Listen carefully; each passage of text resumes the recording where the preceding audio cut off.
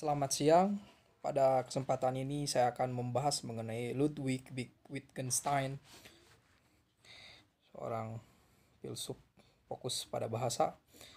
Dalam filsafat barat abad ini, filsafat bahasa merupakan salah satu aliran yang berpengaruh. Aliran ini diperkembangkan oleh filsuf di Inggris karena meminati analisis atas kalimat-kalimat, proposisi-proposisi, juga meminati logika. Aliran ini termasuk dengan sebutan analisis bahasa atau linguistic analysis. Di antara para perintis yang mengembangkan aliran ini dapat disebutkan nama-nama antara lain Bertrand Russell, Ramsey, Shirley, John Austin, dan salah seorang yang terbesar di antara mereka adalah Ludwig Wittgenstein. Wittgenstein lahir di Wina pada tahun 1889 dan meninggal dunia di Cambridge pada tahun 1951. Ia adalah seorang filsuf kelahiran Austria, keturunan Yahudi. Keluarganya kaya dan berpengaruh terhadap pusat kehidupan intelektual kota Wina. Hal ini sangat menentukan dalam perkembangan pribadinya. Ia belajar ingin menjadi insinyur di Berlin, kemudian mengambil spesialisasi dalam bidang aeronautika di Manchester. Pada tahun 1912 ia pindah ke Cambridge untuk belajar bersama Bertrand Russell. Ia menjadi teman Russell. Dua karya besarnya adalah Tractus Logico-Philosophicus dan Philosophische Untersuchungen, Philosophical Investigation lah ya. Philosophische Untersuchungen atau Philosophical Investigation tahun 1953. Wittgenstein memiliki ide pokok dalam dua karya besarnya. Kedua buku ini mempunyai kesamaan dalam topik pembahasan bahasa dan makna. Tetapi keduanya berbeda dalam cara menyampaikan dan inti permasalahan. Kedua buku ini secara esensial tidak berbeda, hanya berbeda dalam gaya filosofisnya saja. Wittgenstein sendiri dengan buku yang kedua mau membuat koreksi terhadap buku pertama, yaitu Tractus Logico-Philosophicus. Pada karya yang pertama kita menemukan pembicaraan mengenai bahasa pada umumnya. Sedangkan dalam karya kedua ia berbicara secara khusus mengenai bahasa. Secara khusus. Wittgenstein, logika di dalam Tractus Logica Philosophicus. Tujuan utama buku ini seperti dikatakan oleh Wittgenstein sendiri adalah untuk memberikan syarat umum bahasa bermakna. Ia menunjukkan bagaimana seharusnya dunia atau kalau bahasa harus mempunyai makna tertentu. Beberapa pokok penting dalam karya ini bagi Wittgenstein, tugas filsuf. Metode filsafat ialah jangan katakan kalau hal itu tidak dapat dikatakan. Berbicara mengenai metafisika tidak ada artinya. Jangan katakan kalau hal itu tidak dapat dikatakan. Analisis bahasa merupakan metode tepat bagi filsafat. Semua masalah filsafat diselesaikan dengan analisis bahasa. Hanya pernyataan ilmu pengetahuan alam mempunyai arti. Hanya pernyataan yang berdasarkan eksperimen dan bersifat faktual, dengan kata lain, pernyataan ilmiahlah yang mempunyai arti dan makna. Pernyataan metafisika, etika, estetika, atau agama tidak mempunyai arti karena bukan pernyataan faktual. Semua ini bukannya tidak benar, melainkan tidak bermakna. Sekali lagi. Pernyataan metafisika, etika, estetika, atau agama tidak mempunyai arti karena bukan pernyataan faktual. Semua ini bukannya tidak benar, melainkan tidak bermakna. Kita tidak dapat menjawabnya.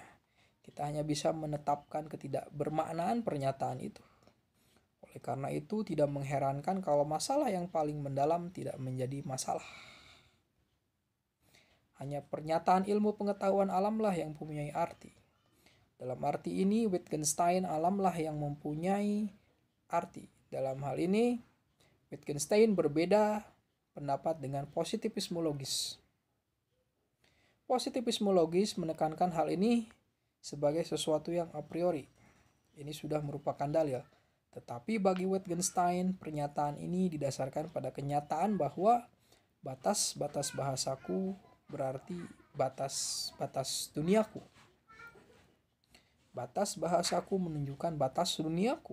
Oleh karena itu, ia mengatakan bahwa mengenai yang tidak dapat dikatakan lebih baik diam. Jadi metafisika itu tidak punya arti dan tidak bisa dijelaskan apakah dia punya makna karena dia tidak faktual. Kemudian ada tentang teori mosaik atau teori gambar. Bahasa berkonfigurasi sejajar dengan dunia. Antara keduanya terdapat hubungan yang bersifat biunipok atau dengan setiap objek dapat difigurkan. Tanpa hubungan itu bahasa tidak mempunyai arti dan makna.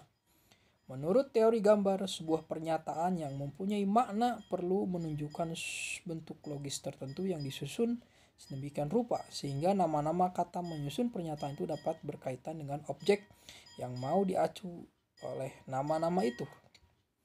Dalam situasi di mana eksistensi mengakui pernyataan itu benar.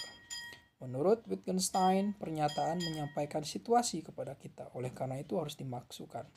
Caranya ialah dengan gambaran logis. Pernyataan menyatakan sesuatu hanya dalam ukuran gambar, tapi Wittgenstein tidak berbicara jelas mengenai kriteria makna.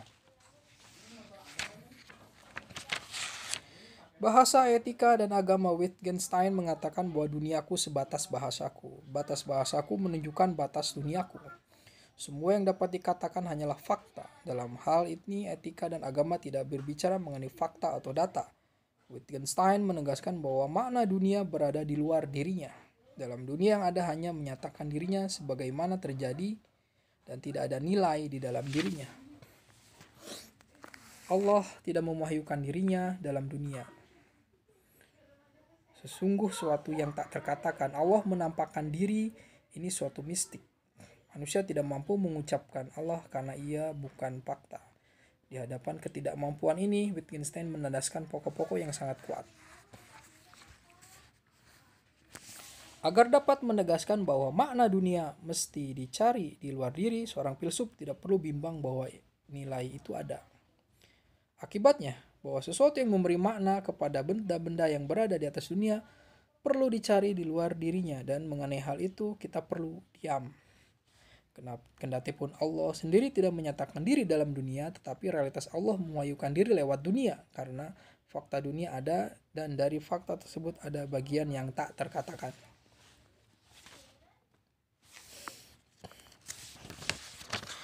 Di dalam Philosophical Investigation merupakan sebuah karya koreksi atas karya yang pertama, Wittgenstein beralih dari teori mosaik kepada teori makna dalam penggunaan dan permainan bahasa. Bagi Wittgenstein, masalah bahasa pertama-tama adalah masalah menggunakan beberapa bunyi tertentu. Dengan itu lantas ia mengatakan bahwa di luar penggunaan dalam kenyataannya sebuah tanda menjadi mati. Sebuah tanda menjadi hidup, menjadi bermakna justru dalam penggunaannya. Penggunaan sebuah tanda merupakan napas kehidupan tanda bersangkutan.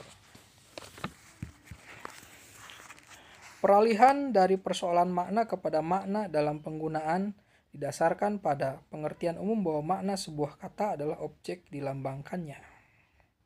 Kata menunjukkan sesuatu yang dapat diindrai keberadaannya. Misalnya kambing, kuda, pohon, kursi. Kata-kata ini bermakna karena menamakan sesuatu. Karena itu jangan ditanyakan apa arti sebuah kata, tetapi bagaimana sebuah kata digunakan. Kemudian ada permainan bahasa atau language game. Bahasa bukanlah sebuah fenomena sederhana, melainkan merupakan sebuah fenomen yang kompleks. Di dalamnya terdapat jumlah permainan bahasa yang tak terhitung. Dengan bahasa yang sama kita dapat memaparkan sesuatu, memberi perintah, menanyakan, berterima kasih, berdoa, dan seterusnya. Bahasa bagaikan alat pertukangan dalam tas seorang tukang. Kata-kata bagaikan buah catur yang dimainkan ke segala macam arah. Dalam permainan bahasa, beberapa pikiran pokok ini perlu diperhatikan. Pertama, ada banyak permainan bahasa, tetapi tidak ada hakikat yang sama di antara permainan-permainan itu. Esensi permainan yang berbeda, setiap permainan menyatakan satu pernyataan tertentu. Dalam aneka permainan bahasa terdapat kesamaan keluarga. Dengan itu tidak mungkin menentukan dengan persis batas-batas pemahaman mengenai permainan. Batas-batas permainan itu sendiri kabur dan sulit dipahami. Kendati orang tidak tahu persis sebuah permainan, tetapi ia tahu apa yang dapat dibuat dengan sebuah permainan. Permainan memang merupakan sebuah konsep yang halus dan sulit didefinisikan. Kita tidak dapat menjelaskan dengan tuntas konsep permainan. Kita hanya menyampaikan contoh-contoh permainan yang berbeda-beda. Berdasarkan pokok pikiran di atas, Wittgenstein berpendapat bahwa tugas filsuf adalah mengadakan klasifikasi aneka macam penggunaan dan mengadakan verifikasi apakah penggunaan kata dalam keadaan tertentu itu tepat atau keliru, bermakna atau tidak. Filsuf menjadi sosok yang berfilsafat, menggunakan kritisismenya untuk memeriksa pemakaian bahasa. Yang diacu Wittgenstein di sini adalah bahasa metafisis. Oleh karena itu, Wittgenstein termasuk salah seorang filsuf kontemporer yang kritis terhadap metafisika dan mengucapkan selamat tinggal kepada cabang filsafat yang tua umurnya ini.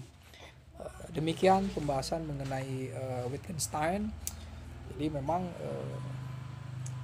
apa yang tidak bisa kita pikirkan itu nggak bisa dibicarakan, apalagi sesuatu yang tidak bisa dibicarakan itu harus kita anggap ada.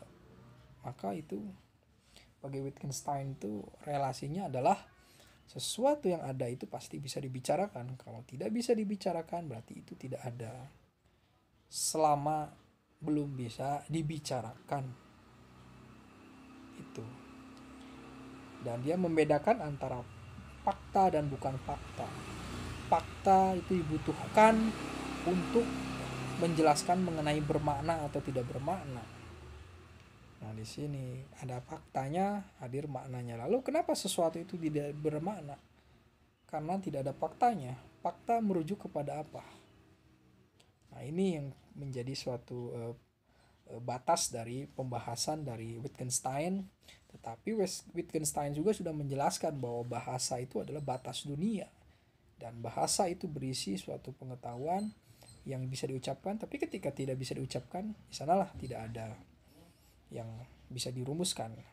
Nah, di sini mungkin metafisika dianggap hanya sebagai penjelasan biasa, tapi tidak bermakna gitu. Terima kasih.